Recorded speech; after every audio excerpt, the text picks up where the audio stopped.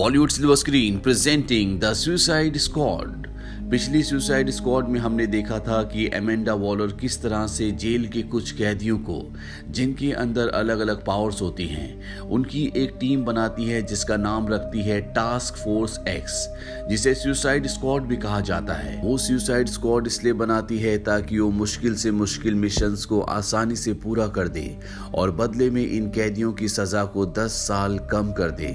वो 7 नाम के एक कैदी के पास जाती है जिसका निशाना बहुत तेज होता है। वो उसे सुसाइड स्क्वाड टीम में शामिल कर लेती है, पर मिशन पर भेजने से पहले वो उसके ब्रेन के अंदर एक चिप लगाती है ताकि वो उसे धोखा देने की या भागने की कोशिश करे तो वो इसे ब्लास्ट करके उसे मार दे। अब 7 को कर्नल रिक फ्लैग, जो कि सुसाइड स्क्वाड टीम का लीडर है, और बाकी उन कैदियों से मिलवाया जाता है जो सुसाइड स्क्वाड टीम के सदस्य हैं। बेल रिव जेल वो जेल है जहां पर उन कैदियों को रखा जाता है जो मेटा ह्यूमन है, यानी कि उनके अंदर आधी इंसान की और आधी दूसरी ताकतें हैं। साथ ही यहाँ पर कुछ एलियंस भी होते हैं। एमेंडा वॉलर पूरी टीम को उनके मिशन के बारे में बताती है। वो बताती है कि अमेरिका के दक्षिण में एक छोटा सा द्वीप है जिसका नाम है कोर्टो मोल्टीज। यहाँ पर पिछले 100 सालों से हरेरा फैमिली का राज था, जिससे अमेरिका को कोई भी खतरा नहीं था।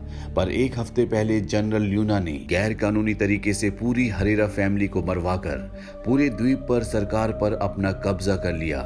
हरेरा फैमिली अमेरिका के खिलाफ नहीं थी, पर ल्यूना सिर्फ और सिर्फ अमेरिका की बर्बादी चाहता है। इसी द्वीप पर एक वैज्ञानिक निरीक्षण केंद्र है जिसका नाम है योथनहाइम।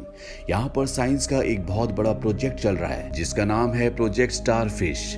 हमारे खुफिया सूत्रों के मुताबिक यहाँ पर जो प्रोजेक्ट चल रहा है वो एक एलियन प्रोजेक्ट है जिससे न सिर्फ अमेरिका को बल्कि पूरी दुनिया को खतरा है। तुम सबको योथनहाइम के अंदर जाना है और वहां पर हर एक चीज को नष्ट कर देना है। अब ये पूरी की पूरी टीम कोर्टो मोल्टीज द्वीप की ओर निकल पड़ती है। यहाँ पर हैर्ले क्विन भी होती है। दरअसल उसने एक एक्सीडेंट कर दिया था जिस वजह से वो दोबारा जेल में आ गई थी।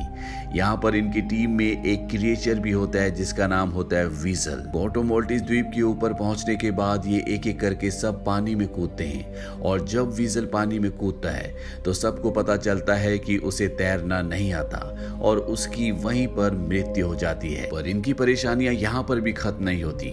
जैसे ये थोड़ा सा आगे जाते ही इन्हें पता चलता है कि इन्हीं की टीम का एक सदस्य जिसका नाम होता है ब्लैक गार्ड, वो यहाँ की आर्मी से मिला हुआ होता है और उसने पहले सबको इन्फॉर्म कर दिया था कि मैं पूरी की पूरी स्क्वाड टीम को लेकर यहाँ पर आ रहा हूँ। पर सबसे पहले उसी को मार दिया जाता है और इसके बाद एक एक करके स्क्वाड टीम के कई सदस्य मारे जाते हैं। ये देखकर 7, जिसका निशाना चूक है, वो यहाँ से भागने लगता है। एमेंडा वॉलर उसे ऐसा करने से मना करती है, पर जब वो नहीं मानता तो वो वहां से एक बटन दबाती है और 7 की भी मृत्यु हो जाती है। यहाँ पर सुसाइड स्क्वाड टीम के सभी सदस्य मारे जाते हैं, पर हैर्ली क्विन बच जाती है जिसे यहाँ की मिलिट्री पकड़ लेती है।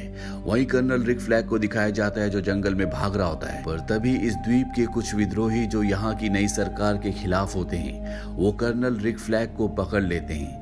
यहाँ पर हमें दिखाया जाता है कि एमेंडा वॉलर ने यहाँ पर एक दूसरी टीम भी भेजी होती है जिसका नाम होता है टीम बी, और इस टीम का लीडर होता है ब्लड स्पॉट। इसमें एक किंग शार्क भी होती है। इस टीम में 5 मेंबर्स होते हैं। अब टीम बी को एमेंडा वॉलर ट्रैकिंग डिवाइस की मदद से बताती है कि कर्नल रिक फ्लैग कहाँ पर है, और ये पूरी की पूरी टीम पूरा रात सफर करने के बाद उस जगह पहुंच जाते हैं जहां पर कर्नल रिक फ्लैग बंदी हैं। ये वहां पर सुबह सुबह सब सोए हुए लोगों को मार देते हैं। पर जब ये उस टेंट तक पहुंचते हैं जहां पर कर्नल रिक फ्लैग होते हैं तो ये देखते हैं कि कर्नल यहाँ के लोगों की लीडर जिसका नाम सोल है उसके साथ चाय पी रहे होते हैं। इन्हें बताया जाता है कि इन्हीं लोगों ने कर्नल रिक फ्लैग की जान बचाई थी, पर टीम बी ने जाने अनजाने में सोल के सभी लोगों को मार दिया। सोल को इस बात से गुस्सा आता है। कर्नल रिक फ्लैग कहता है कि तुम्हारा और इनका मकसद एक ही है। सोल कहती है कि ल्यूना और स्वेरेज ने, जिन्होंने इस आइलैंड पर अपना कब्जा किया है, उन्होंने मेरे परिवार को मारा है और मैं उनसे बदला लेने के लिए कुछ भी कर सकती हूँ। इसीलिए वो इनसे हाथ मिला लेती है और कहती है कि मैं तुम्हें योथनहाइम तक पहुंचा दूंगी ताकि तुम थिंकर तक पहुंच जाओ।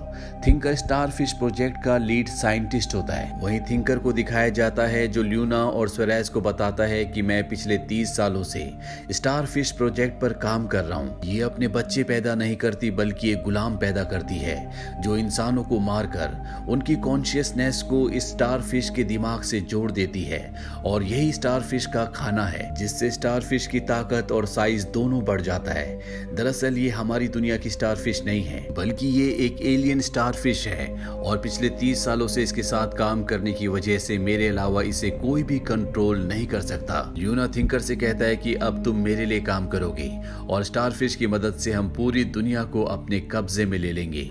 वहीं हैर्ली क्विन को दिखाया जाता है जिसे बंदी बनाया होता है। इसके बाद उसे बहुत खूबसूरत कपड़े पहनाए जाते हैं और ल्यूना के सामने पेश किया जाता है। दरअसल हैर्ली क्विन के क्रिमिनल रिकॉर्ड से पता चलता है कि वो अमेरिका की दुश्मन है और जो अमेरिका की दुश्मन है वो इन लोगों की दोस्त है। ल्यूना उससे बहुत अच्छे से बात करता है। पूरा दिन ये दोनों एक दूसरे के साथ बिताते हैं और एक ही दिन में इन दोनों को एक दूसरे से प्यार हो जाता है। हैर्ली क्विन भी सपनों की दुनिया में खो जाती है और वो कहती है कि अब मेरा नया नाम होगा हैर्ली ल्यूना। यहाँ पर ल्यूना उसे बताता है कि यहाँ पर योथनहाइम जो प्रोजेक्ट है उसके अंदर एक बहुत बड़ा दानव है और अब मेरे प्रेसिडेंट होने पर जिसे भी शक है या जो भी इसके खिलाफ आवाज उठाएगा, मैं उसके खानदान के बच्चों, बूढ़ों और बड़ों को स्टारफिश के हवाले कर दूंगा जो योथनहाइम के अंदर है। तभी ल्यूना को एक गोली लगती है और ये गोली चलाई होती है हार्ली क्विन ने। हार्ली क्विन कहती है कि हाल ही में मैंने फैसला किया था कि जब भी मैं कोई नया बॉयफ्रेंड बनाऊंगी तो मैं उसके लक्षणों पर ध्यान दूंगी। बच्चों को मारना अच्छे लक्षण नहीं है, इसीलिए मैंने तुम्हें मार दिया। अब यहाँ पर ल्यूना की आर्मी आ जाती है, लेकिन हार्ली क्विन के सामने कोई भी टिक नहीं पाता। वो सभी को मारकर बाहर टैक्सी में बैठ जाती है। तभी वो टैक्सी के मिरर में देखती है कि कर्नल फ्लिक पीछे से भाग रहा है। दरअसल कर्नल फ्लिक और उसकी पूरी की पूरी जो टीम होती है यहाँ पर बिल्डिंग को चारों तरफ से घेर लेती है।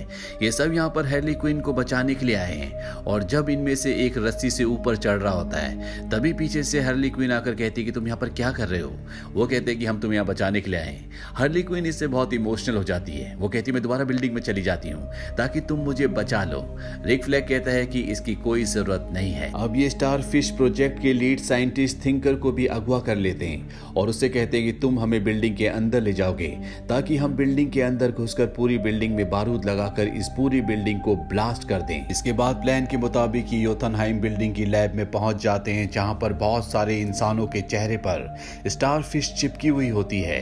दरअसल ये उस बड़ी एलियन स्टारफिश के छोटे छोटे गुलाम होते हैं जो इंसानों के चेहरे पर चिपक कर उनकी कॉन्शियसनेस की पावर से असली स्टारफिश को ताकतवर और बड़ा बनाती है।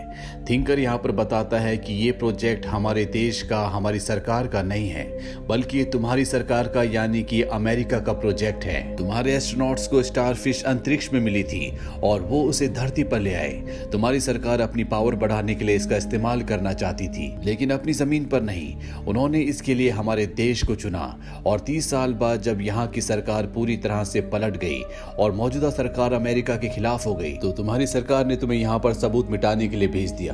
इस बात से रिक फ्लैग को गुस्सा आता है और वो कहता है कि दुनिया के सामने सच आना चाहिए। इसीलिए वो इस पूरे प्रोजेक्ट की कंप्यूटर में जो हार्ड डिस्क होती है उसे निकाल लेता है ताकि मीडिया में इसे दिखाकर सरकार का भांडा फोड़ सके। पर तभी यहाँ पर पीस मेकर आ जाता है और वो कर्नल रिक फ्लैग पर गन तान देता है। दरअसल एमेंडा वॉलर ने उसे एक और काम दिया था कि किसी भी तरह से दुनिया को पता नहीं लगना चाहिए कि इस साइंस प्रोजेक्ट में यूएस का भी हाथ है, क्योंकि अगर ऐसा हुआ तो दुनिया के बड़े बड़े देश यूएस के खिलाफ हो जाएंगे जिससे युद्ध की स्थिति बन सकती है। पीस मेकर दुनिया में पीस रखने के लिए इस हार्ड डिस्क को नष्ट करना चाहता है, पर तभी वक्त से पहले ब्लास्ट होने की वजह से पूरी बिल्डिंग गिरना शुरू हो जाती है। यहाँ पर जो विशाल स्टार फिश होती है वो भी आजाद हो जाती है। सबसे पहले वो थिंकर को मार देती है। वहीं कर्नल रिक फ्लैग और पीस मेकर हार्ड डिस्क के लिए एक दूसरे से लड़ रहे होते हैं। इन दोनों की लड़ाई में पीस मेकर एक धातु को कर्नल रिक फ्लैग के शरीर के आर पार कर देता है जिससे उनकी मृत्यु हो जाती है। यहीं पर सुसाइड स्क्वाड टीम की एक और सदस्य होती है जिसका नाम होता है रैट कैचर, जो अपने दिमाग की पावर से इस दुनिया के सभी चूहों को कंट्रोल कर सकती है। वो हार्ड डिस्क लेकर यहाँ से भाग जाती है पर पीस मेकर उस तक पहुंच जाता है। इससे पहले कि वो यहाँ पर पहुंचता था, टीम बी का लीडर ब्लड स्पॉट यहाँ पर पहुंच जाता है और वो गोली मारकर पीसमेकर को मार देता है। अब यहाँ पर ब्लास्ट की वजह से पूरी बिल्डिंग गिर रही होती है, इसीलिए सुसाइड स्क्वाड के बचे हुए जितने भी मेंबर्स होते हैं वो सब के सब बिल्डिंग से बाहर निकल जाते हैं और तभी इनके पीछे से निकलती है वो विशाल एलियन स्टारफिश जिसे पिछले 30 सालों से यहाँ पर कैद किया गया है। उसका साइज अब बहुत बड़ा हो चुका है और यहाँ की आर्मी जो बाहर सुसाइड स्क्वाड की टीम को मारने के लिए तैनात थी उस स्टारफिश पर हमला कर देती है, लेकिन उस पर गोलियों का कोई भी असर नहीं होता और अगले पल स्टारफिश के अंदर से बहुत सारी छोटी छोटी स्टारफिश निकलती है जो यहाँ पर सभी आर्मी वालों के चेहरे पर चिपक जाती है, जिससे सब के सब यहाँ पर बेहोश हो जाते हैं। पर कुछ ही देर बाद ये सब उठते हैं और ये स्टारफिश के पीछे चलना शुरू कर देते हैं। दरअसल एलियन स्टारफिश ने अपनी छोटी छोटी स्टारफिश के जरिए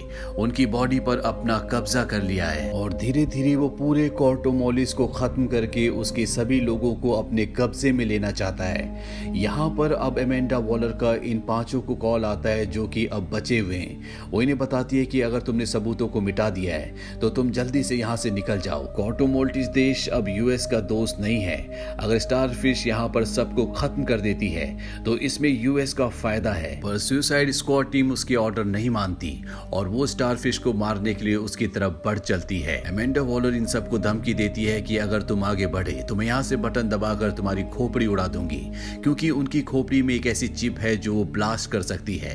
पर इससे पहले कि एमेंडा वॉलर ऐसा करती, पीछे से उसके सिर पर खड़े उसी के साथ ही वार करते हैं जिससे वो बेहोश हो जाती है और अब स्क्वाड टीम के सामने होती है स्टारफिश। ये सब के सब बड़ी बहादुरी से उसका सामना करते हैं, लेकिन स्टारफिश की ताकत के आगे टिक पाना इतना आसान नहीं है।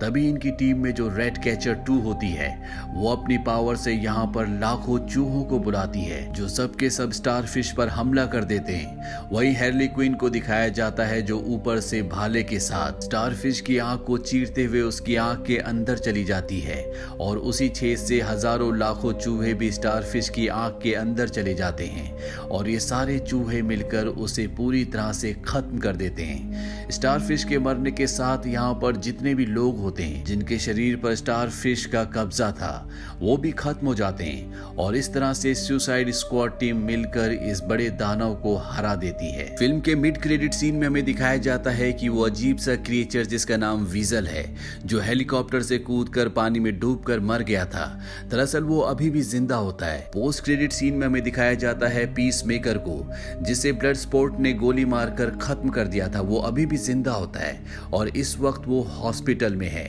डीसी मूवी के जितने भी पार्ट्स हैं उन सभी के लिंक्स हमने नीचे डिस्क्रिप्शन में दिए हैं। अगर आपने उन पार्ट्स को नहीं देखा तो आप उन पार्ट्स को भी देख सकते हैं। तो ये थी पूरी कहानी फिल्म सुसाइड स्क्वाड पार्ट 2 की। ये फिल्म सन 2021 में रिलीज हुई थी। IMDb पर इसकी रेटिंग है 7.3। इस फिल्म का बजट था $185 मिलियन और बॉक्स ऑफिस पर इसने कमाई की थी $167.4 मिलियन की। उम्मीद करते हैं कि ये कहानी आपको पसंद आई होगी।